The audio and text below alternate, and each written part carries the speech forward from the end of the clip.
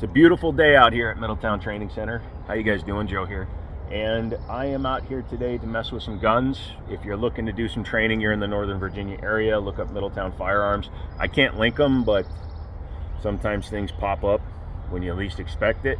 And you can check them out. They do concealed carry courses, personal protection, steel challenge training, stuff like that. My buddy Jim is a very good instructor. They let me use the range and I appreciate that.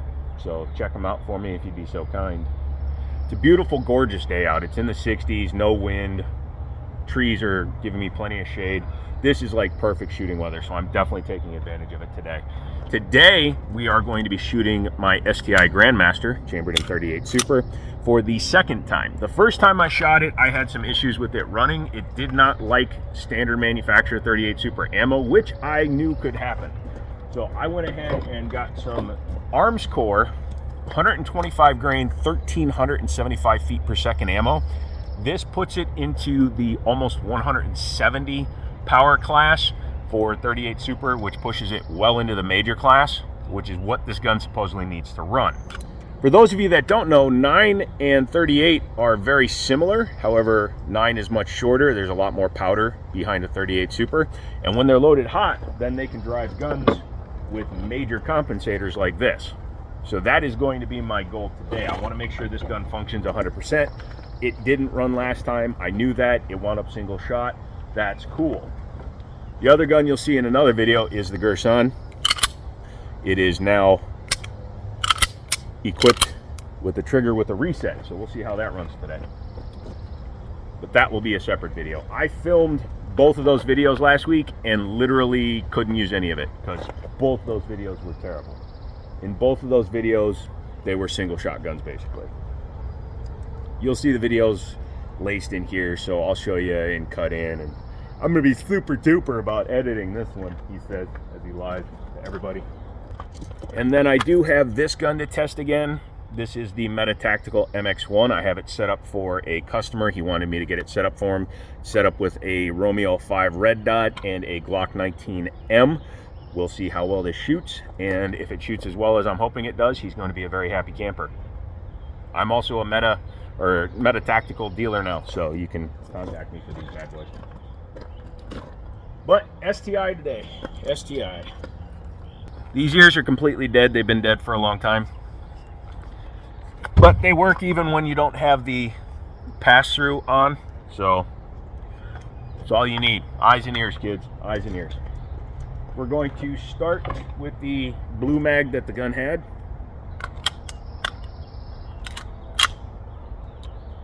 It's such a smooth loading freaking gun. The battery on this thing is very weak, so hopefully it won't be dead today. I forgot to change the battery.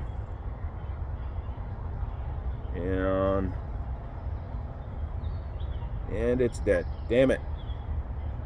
Oh well. Point shooting a 38 Super from 25 yards. Let's see how it goes.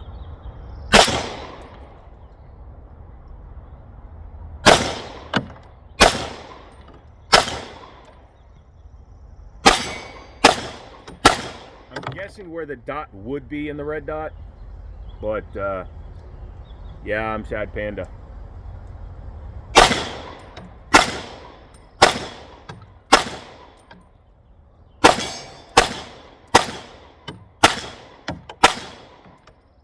Yep.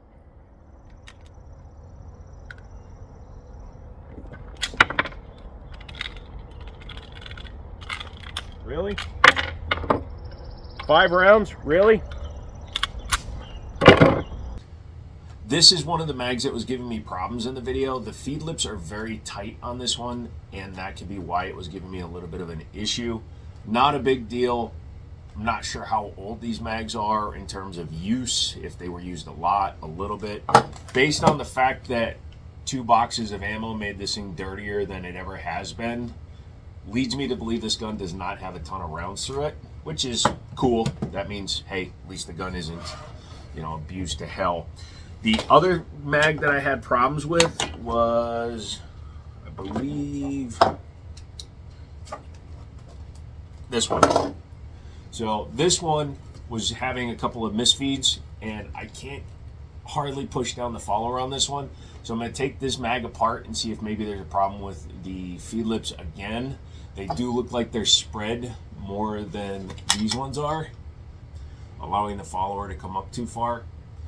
1911s and 2011s have the same problems with their feed lips. These are just stamped steel mags. A lot of times they're just completely one-piece bodies, and the feed lips over time can spread a little bit. Honestly, Glock, I'll give Glock a lot of credit when it came to their mag designs. Having a polymer outer and a steel inner helps keep extra pressure on the mags, and it does make them very reliable. It does reduce capacity a little bit, obviously, because you have a smaller internal volume. But let's face it, one of the most reliable part of a Glock that I appreciate is the mags. I need to double check this gun by running some of my Checkmate mags through it. Checkmates are the same manufacturer. They used to manufacture just for Staccato, and now they manufacture for everybody. So these mags and these mags work in all guns that these things swap across, as long as they're 9 or 38, which Checkmate mags nowadays are all stamped 938 because they take 9 and 38 Super. Which means I do have a plethora of mags, and since I have 3 more guns coming that use these mags, I'll have a total of 16 mags, which means I should never, ever have to load a gun again at the range. So that'll be cool. And anyways, back to me talking about the Grandmaster. Don't forget to change the batteries, kids.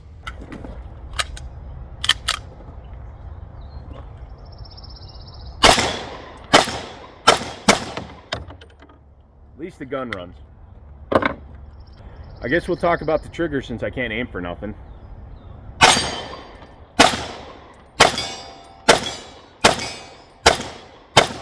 I'm literally shooting under the sight right now. Very good trigger, 2.5 pounds. The compensator, I can definitely see the blast. You can see how much stuff is being thrown out by the gun. That's what the major Pactor Fowler does. Ow, that was English.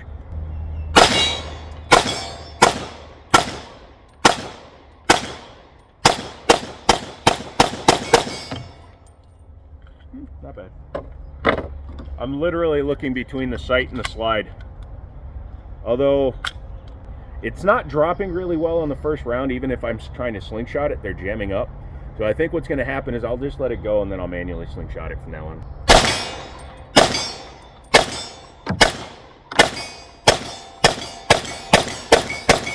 I'm actually using the firing pin at this point. For those of you that don't know, you don't actually need to see your goddamn target. You can actually, if you have an obscured red dot, you can actually just put the dot on what you're looking at. And what I'm doing right now, safe as yawn, is I'm putting the firing pin on my target. Trying that. Worst case scenario.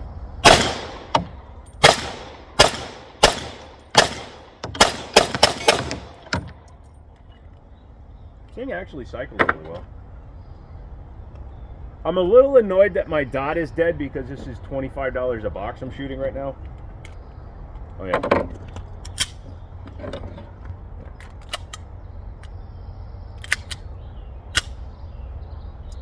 It's getting very dirty very quickly.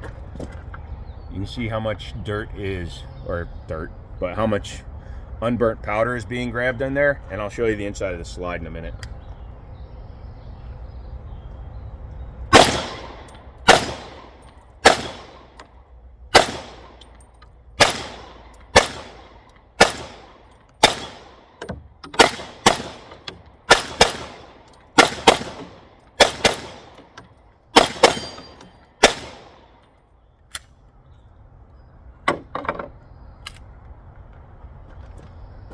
You can see how dirty it's already. That's 80 rounds right there. It's not a lot of roundage, but it's still wanting to jam it. But the major power factor ammo is doing its job, which I really do like.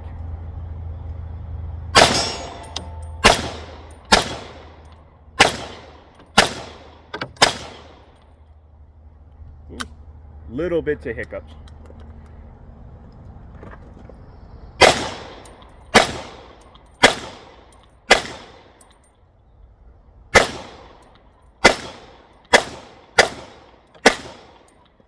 Overall, the gun shoots really well.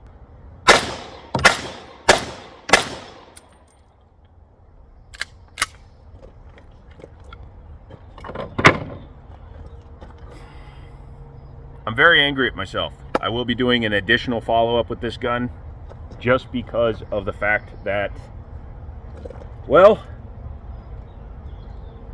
I'm an idiot. Not being able to sight in or use the sight is really annoying. And then I'm winging a gun I've never shot at 30 yards, 40 yards.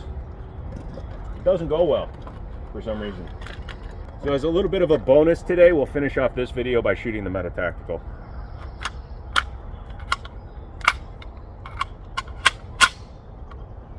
See, this is the one my buddy's buying. This one I did at least make sure that it was working. There we go. Now the question is it sighted?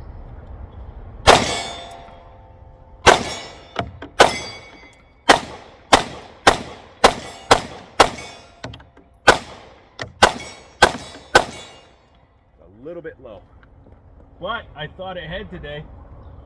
Kinda.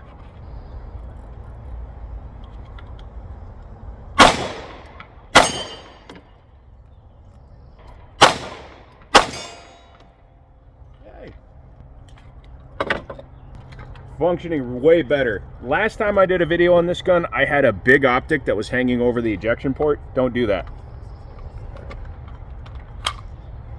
Show you a neat trick with all these chassis systems. Yeah, not bad. All right.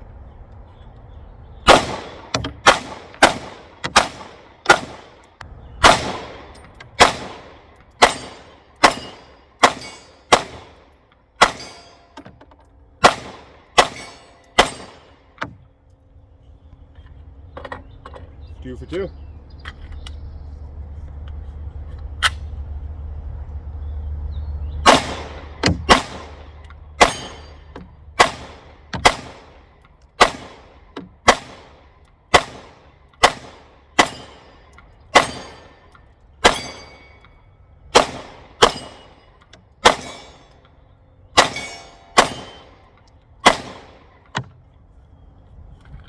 Well, that's a way to finish up this video anyway.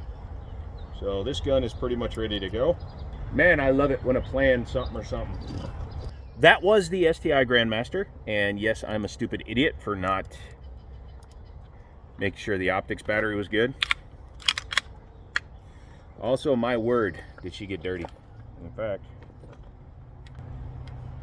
I don't want it to look dirty when I'm done, but yay, that shot okay. The major power factor ammo definitely helped. I really wish I had put the optics battery in. Overall, the STI Grandmaster shoots better now that it has the right ammo grain and weight and power factor in it. However, me being a giant dumbass and forgetting to make sure that the optic had battery in it, that's on me.